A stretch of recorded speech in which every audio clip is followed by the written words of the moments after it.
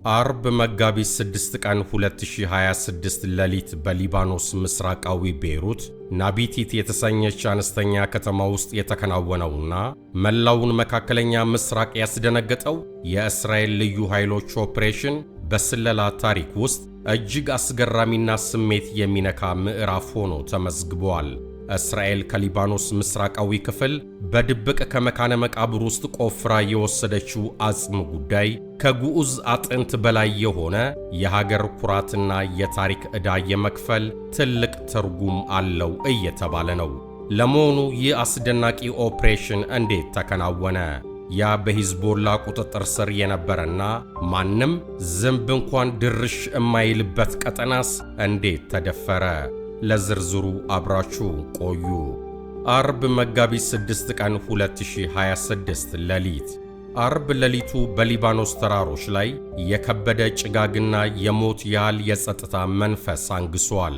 በምስራቃዊ ሊባኖስ ድንበር አቅራቢያ የሚገኙት የዝግባ ዛፎች በብርዱ ንፋስ ሲወዘወዙ ከስራቸው ለዘመናት የታቀፉትን ምስጢር አሳልፈው ለመስጠት የተዘጋጁ ይመስላሉ።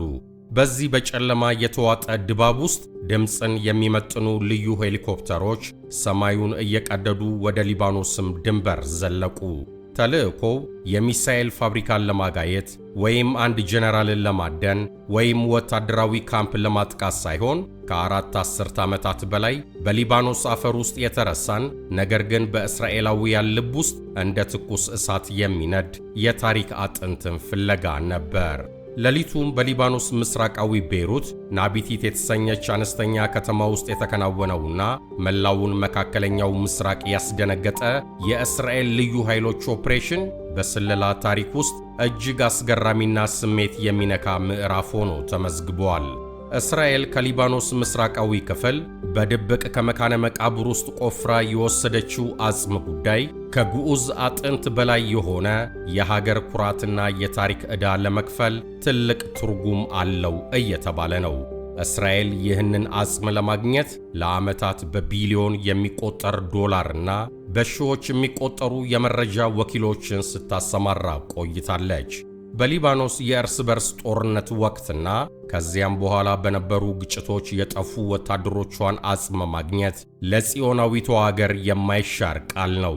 አርብ ሌሊት የተቆፈረው ቦታ የተገኘው በቅርቡ ከተማረኩ የሂዝቦላ አባላት በተገኘ ጥቆማና በረቂቅ የሳተላይት የጂኦፊዚክስ መመርመሪያ ቴክኖሎጂ አማካኝነት እንደነበረ ይነገራል። የእስራኤል ልዩ የኮማንዶ ክፍሎችና የሞሳድ የምርመራ ቡድኖች በዘመናዊ የጂኦፊዚክስ መመርመሪያዎችና በሳተላይት መረጃዎች የታገዘውን ያንን ምስጢራዊ ስፍራ ከበቡት። ቦታው ከ30 ዓመታት በላይ በሂዝቦላ ቁጥጥር ስር የነበረና ማንም ዝንብ እንኳን ድርሽ የማይልበት ቀጠና ቢሆንም የእስራኤል ሰላዮች ግን እስከ መቃብሩ ጥልቀት ድረስ የሚዘልቅ የመረጃ ክር ዘርግተው ነበር። በአካባቢው የነበረው ድባብ እጅግ አስፈሪና ውጥረት የነገሰበት ነበር። እያንዳንዱ የአፈር ቁፋሮ ድምፅ በኮማንዶዎቹ ጆሮ ውስጥ እንደ መድፍ ድምፅ ያገሳል። ወታደሮቹ አፈሩን በብረት ሳይሆን በጣቶቻቸው ዳሰው ምስጢሩን ለማውጣት የሚታገሉ ይመስሉ ነበር። ወታደሮቹ ወደ ስፍራው የገቡት በሊባኖስ ጦርና በሂዝቦላ ይዞታዎች መካከል ጥሰው በማለፍ ነው። በመጨረሻም ከአፈርና ከድንጋይ ስር ያ የተጠበቀው አጽም ፍንጭ ሰጠ። በቴል አቪቭ በሚገኘው የጦር ካቢኔ ሲቹዌሽን ሩም ውስጥ በትልልቅ ስክሪኖች ፊት ተቀምጠው የነበሩት ከፍተኛ መሪዎች ትንፋሻቸው ዋጡ። በሊባኖስ ምድር ላይ ያለው የካሜራ ምስል አፈር የለበሱ አጥንቶችን ሲያሳይ በክፍሉ ውስጥ ለዘመናት የቆየ የታሪክ ዕዳ የመክፈል ያህል ከባድ ዝምታ ሰፈነ። ይህ አጽም ተራ የሰው ቅሪት አልነበረም። ለ40 ዓመታት ልጄ የት ደረሰ ብለው ለሚጠይቁ እናቶች፣ አብሮኝ የነበረው ጓዴ የት ቀረ ብለው ለሚቆዝሙ ወታደሮች የሚሰጥ የደም መልስ እንጂ።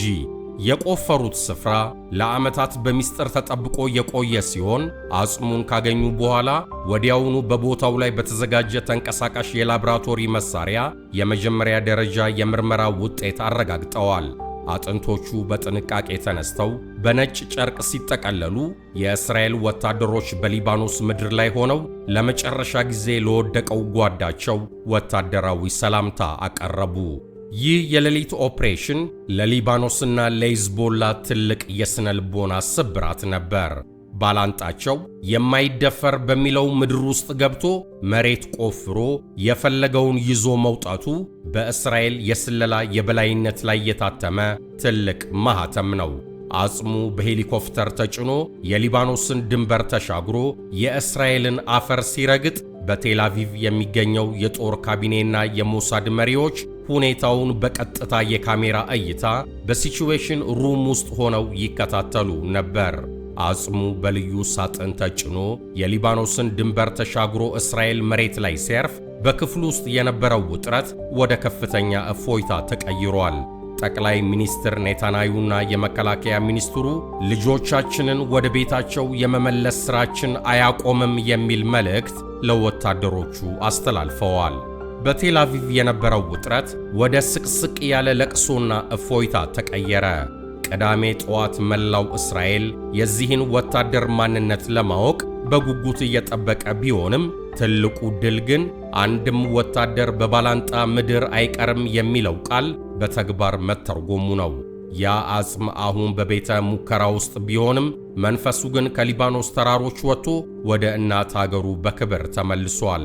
በሌሊት ከሊባኖስ አፈር የወጣው ያ አጽም ለዓለም ተራ አጥንት ሊመስል ይችላል።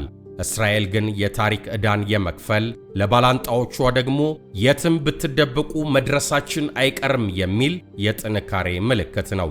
አጽሙ በአሁኑ ወቅት በቴል አቪቭ በሚገኝ ወታደራዊ ሆስፒታል ውስጥ ይገኛል። በቴል አቪቭ ከፍተኛ ጥበቃ የሚደረግለት ወታደራዊ የሕክምና ማዕከል ውስጥ የላቦራቶሪው ነጭ መብራቶች ሌሊቱን ሙሉ ሳይጠፉ አድረዋል። ነጭ ጋዋን የለበሱ የዲኤንኤ ባለሙያዎች በሊባኖስ ጭቃና አፈር ተለውሶ የመጣውን ያንን ምስጢራዊ አጽም በአጉሊ መነጽርና በዘመናዊ የጄኔቲክስ መመርመሪያዎች ሲፈትሹት ከውጪ የሚሰማው የከተማዋ ጫጫታ ሳይቀር የቆመ ይመስል ነበር። መላው የእስራኤል ሕዝብና የዓለም የስለላ ተቋማት ትንፋሻቸውን አጥበው የሚጠብቁት ያ አንድ ጥያቄ በአየር ላይ ተንጠልጥሏል። ይህ ከ40 ዓመት በኋላ ከአፈር ስር የወጣው አጥንት በሊባኖስ ሰማይ ላይ እንደ ጭስ በኖ የቀረው የታዋቂው አብራሪ ሮን አራድ ነው ወይስ በሱልጣን ያዕቆብ ደም አፋሳሽ ውጊያ የጠፉት የነዛካሪ ባውመል ጓደኞች? የመጀመሪያዎቹ የዲኤንኤ ፍንጮች እንደሚጠቁሙት የአጥንቱ ዕድሜና የተገኘበት ጥልቀት ወደ 1980ዎቹ መጀመሪያ የታሪክ ገጾች የሚወስድ ነው። የላቦራቶሪ ውጤቶቹ በሚስጥር ኮድ ወደ ጦር ካቢኔው ሲላኩ የጄኔቲክስ ባለሙያዎቹ የአጽሙን አወቃቀር ከሮን አራድ የቤተሰብ የደም ናሙናዎች ጋር ለማነጻጸር ከፍተኛ ጥረት እያደረጉ ይገኛሉ። የሮን አራድ ስም ሲነሳ የእያንዳንዱ እስራኤላዊ ልብ በሐዘን ይደማል። እርሱ ለአገሪቱ የቁስልና የተስፋ ምልክት ነው። አጽሙ የእርሱ መሆኑ ከተረጋገጠ ለ4 አስርት ዓመታት በጨለማ የታሰረው ያ ትልቅ የታሪክ ምዕራፍ በእንባና በክብር ይዘጋል። በአንጻሩ ደግሞ በ1982ቱ የሱልጣን ያዕቆብ ውጊያ የጠፉት ወታደሮች ቤተሰቦች የአጥንቱ ቅሪት የልጆቻቸው ማንነት ይዞ እንዲመጣ በጸሎት ላይ ናቸው። የምርመራው ውጤት እጅግ ልብ አንጠልጣይ ሆኗል። ባለሙያዎቹ አጥንቱን የሚዳስሱት እንደ ተራ ቁስ ሳይሆን ለአገር ሕልውና የወደቀን ታላቅ ክብር እንደሚሰበስቡ ቅዱሳን ሰዎች ነው።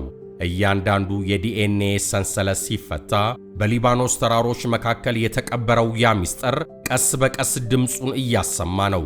ምንም እንኳን የመጨረሻው ይፋዊ መግለጫ በታሸገ ኤንቬሎፕ ውስጥ ቢቆይም ከቤተ ሙከራው ኮሪደሮች የሚወጡት መረጃዎች ግን ታሪካዊው ፍለጋ አብቅቷል የሚል የድል ዋዜማ እያዜሙ ነው። ይህ አጽም ሮን አራንድም ሆነ የሱልጣን ያዕቆብ ጀግና ለእስራኤል ግን ለዘመናት የጠፋው የልቧ ክፍል ተገኝቶ ወደ እናት ሀገሩ የገባበት የታሪክ ድል ሆኖ ተመዝግቧል ተብሏል። አበቃው። ታደሰ ሞገስ እንደጻፈው በቸር ያሰንብተን።